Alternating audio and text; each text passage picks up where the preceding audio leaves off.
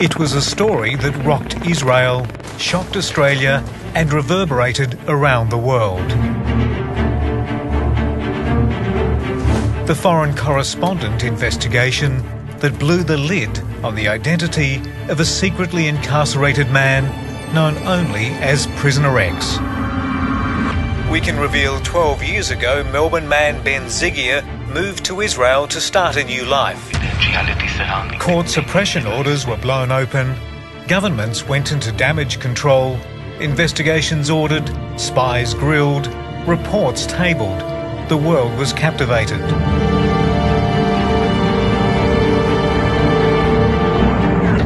Now, the ABC investigative report said that Prisoner X was actually Ben Zigir, a Melbourne man who hanged himself in an Israeli jail in 2010. Is referencing it as a report from Australia. It was supposed to be a suicide-proof cell, but the ABC report says he was found hanged in December 2010. But while we now know a lot more about Prisoner X, Australian Ben Zigir, his life and then demise in a super-secure prison, vital questions remain unanswered. Why did Israel go to extraordinary lengths to conceal his identity? What was it about what he'd done that is so sensitive? Tonight, finally, some answers as we meet the foreign spy exposed by Zigir and learn more about his super-secret deal with Israel, a deal sabotaged and scuttled by this Prisoner X. What did he do? I don't know. And I don't think as a patriotic Australian, I don't think that you should go into it. Really? Yeah.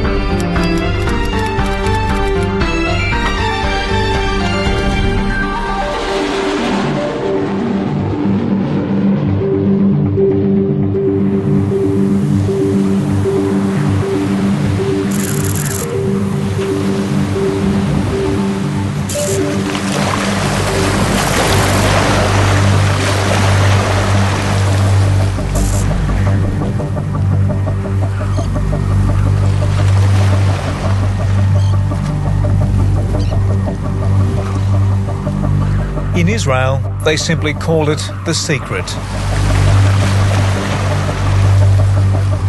3 months after Foreign Correspondent revealed the existence and identity of this country's Prisoner X, I've returned looking for an answer to the most elusive question of all.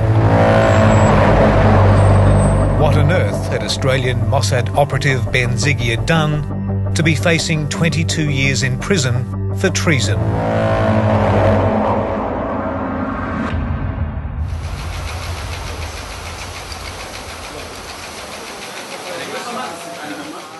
The major facts of the espionage case are still unknown. It takes a long time until more detail comes out. When our original story aired in Australia, editors in Israel were summoned to the office of the Prime Minister to be lectured by the head of Mossad. They were warned not to report details of our program.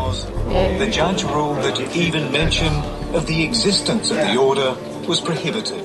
But in the internet age, they realised the futility of their efforts. Unless it was published in Australia, we would live our lives without knowing about the existence of Ben Zigir and his death.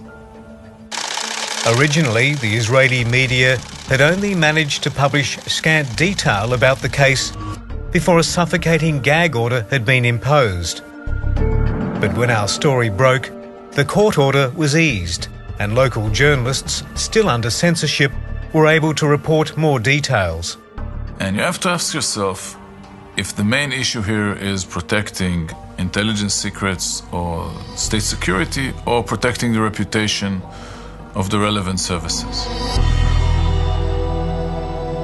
So the government never wants any of these stories out. If it was up to them, it would still be a secret. Not only Ben Zigir, but also the one before that, and the one before that, and the one before, and the next one, and the next one after that. The Israeli government didn't rely on gag orders alone. When our story aired, the Prime Minister himself made a passionate appeal from his cabinet room. The subtext of his message, leave the story alone. ובשילוב הזה של שמירה על הביטחון ושמירה על החוק נשמר גם חופש הביטוי. אבל חשיפת יתר של פעילות ביטחונית ופעילות מודיעינית יכולה לפגוע ולפעמים אף לפגוע קשות בביטחון המדינה. In our 10-month investigation, we'd pieced together information from a paper trail of reports, death certificates, freedom of information material and insider accounts. We could reveal that this so-called nameless man facing unspecified charges in Ayalon prison was in fact a man from a prominent Melbourne Jewish family. Ben Zigir, we discovered, kept changing his name and taking out new passports. We also deduced he was a Mossad agent and wondered how it was he'd managed to commit suicide when he was so closely watched.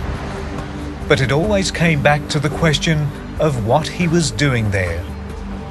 It has to be something very, very touchy and very immediate. Otherwise you wouldn't go to those lengths. The old saying, sunlight is the best disinfectant. If there's no sunlight, we don't know what happened, and very dirty things could have gone on. Israel is very good at concealing secrets. We still don't know what this guy did. Do you think we ever will? I believe that eventually we will know. Maybe it would take another 5 or 10 years, but you go to work for the Mossad, it's very risky.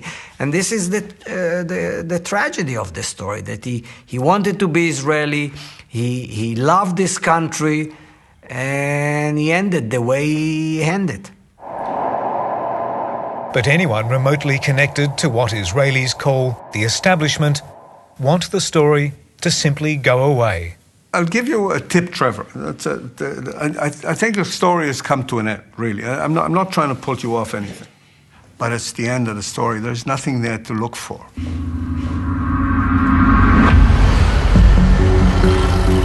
But there is a lot more to the story of Ben Zigir. In March of this year, a report by German magazine Der Spiegel and the Fairfax Press claimed Zigir had given up names of Lebanese informants working for Mossad. But the story stopped short of exposing his full transgression.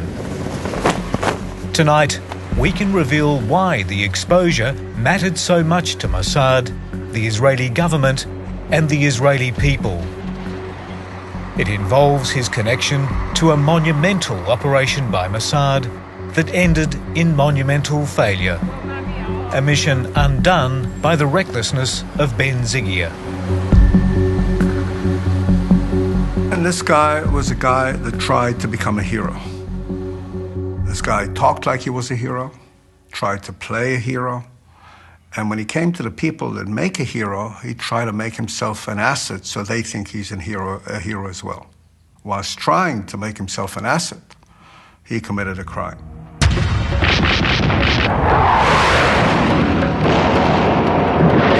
Palestinian guerrillas under orders to fight to the death shell the road along which Israeli convoys bring supplies. To get a sense of how damaging Ben Zigir's actions were to the state of Israel, you need to understand something revered in this nation of soldiers. Israel's men and women serve in the knowledge that whatever happens, they will always come home, even if they die in action. The repatriation of the fallen is a contract, and the state will do just about anything to fulfill its side of the bargain. A testament to that is that after all of Israel's wars, there are only 6 soldiers still missing in action. There are huge rewards for information about them. For 30 years, Israel has been trying to retrieve the remains of these men. Zachary Bommel, Yehuda Katz and Zvi Feldman were killed after being captured by Syrian forces during Israel's invasion of Lebanon in 1982, in what was to become known as the Battle of Sultan Yaqub.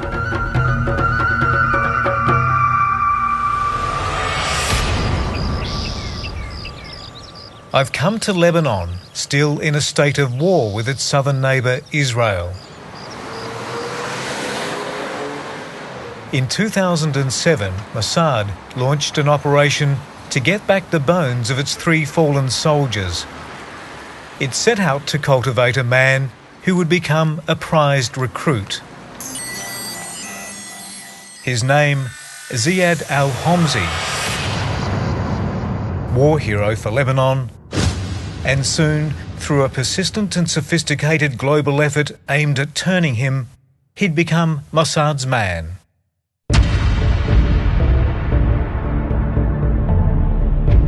Al-Homsi has a colourful past as a revolutionary. He served in the Soviet army, but later commanded forces in Lebanon's Bekaa Valley when the Israelis invaded. He knew all the right people from across the Arab world. And in his own military triumphs, Al-Homsi killed Israeli soldiers and celebrated. He was perfectly placed to retrieve the bodies of the missing 3 for the Israelis if he could be won over.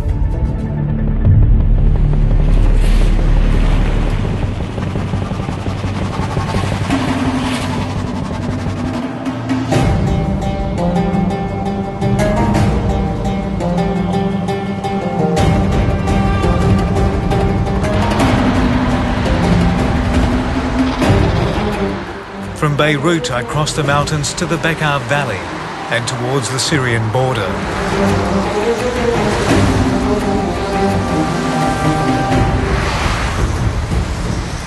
The one-time mayor of the village of Sadnail, Ziad al-Homsi, has agreed to see me to tell me his version of the story.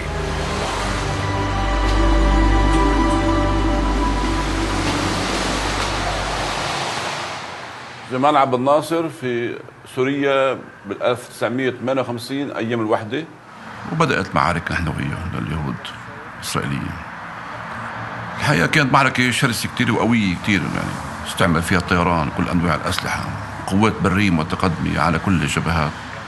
Al-Homsi has documented his life in photographs and says he has a photographic memory of his approach by Mossad.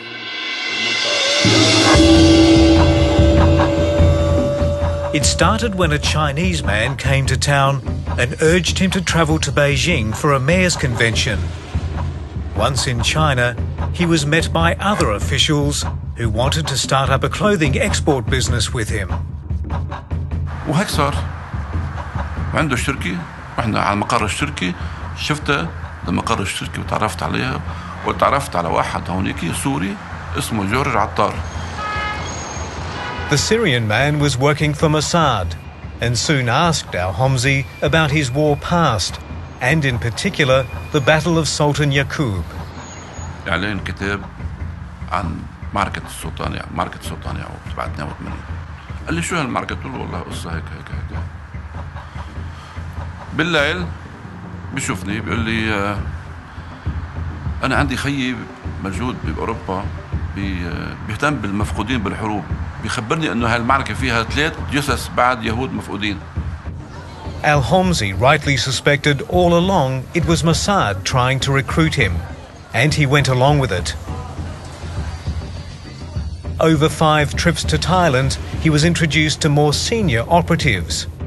Eventually, in a bombshell, they told him where the bodies were and made a proposition. أنا بعد سنة من اللقاءات معهم، في آخر لقاء أبلغوني عن مكان الجثث. هن تحديدا بالضبط The deal was that al-Homsi would arrange to dig up the remains and then leave them to someone else in the next step of the Mossad operation. أنا بدي أشوف طريقة، بدي أشيل الجثث، أنا بدي أشوف الطريقة. وأخذهم الجثث بطريقة واحتفظ فيهم. أما المرحلة الثانية ما قالوا لي بعدين نحكي بالموضوع. But before the remains could be exhumed, the operation was exposed. Someone had told Lebanese intelligence sources that Ziad al-Homsi was an informer for Mossad. When my dad was taken from home, 3 in the morning, we didn't know why. We opened the TV and suddenly the TV goes like, he's an Israeli spy, he's working, and I was like, everything was in a shock for us. Al-Homsi maintains his meetings with Mossad had the approval of Lebanese intelligence. They wanted to find out where the bodies were too, so they could trade the remains in a deal for the release of Palestinian prisoners. We understand that he didn't do that to serve the Israelis. We know that he did that to serve his country, because he was like a double agent working with the country to get these bodies, and so the government can do something with them. أنا اعتقدت هيك إنه أنا هلا بفوت بهاللعبة مع الدولة بمهمة، باخذ وسام من رئيس الجمهورية، بعمل بطل قومي. شو ما كان نتائجها، هي نتائجها مأساوية علي أنا، يمكن يقتلوني الموساد. شو أنا عم بلعب مع الموساد؟ Regardless of his motives, Mossad's elaborate operation for the return of its war dead had failed. The Israeli nation was still waiting. Ziad al-Homsi was sentenced to 15 years jail, but only served 3. The man who gave him up was Ben Zigir, and in doing so, unwittingly subverted one of his organisations, indeed one of his country's most important operations. This is how it happened. In 2008, Zigir became desperate to please his spy masters at Mossad after a mediocre start to his career. He embarked upon a dangerous journey, making unauthorised contact with an agent of the Lebanese Hezbollah. Zigir's ambitious aim on this rogue mission was to recruit the Lebanese man as a double agent. To prove his Mossad credentials and to impress, Zigir handed over the name of Ziad al-Homsi to the Lebanese operative. Mossad's man in Lebanon was exposed, and Israel's top-secret operation was over. Years on, al-Homsi claims he's not aware of who turned him in. لأني ما عندي أنا حتى الأسامي اللي سمعتها ما بعرف حدا، لا اللبناني ولا الأسترالي، ما بعرف حدا منهم شيء، ما بعرف.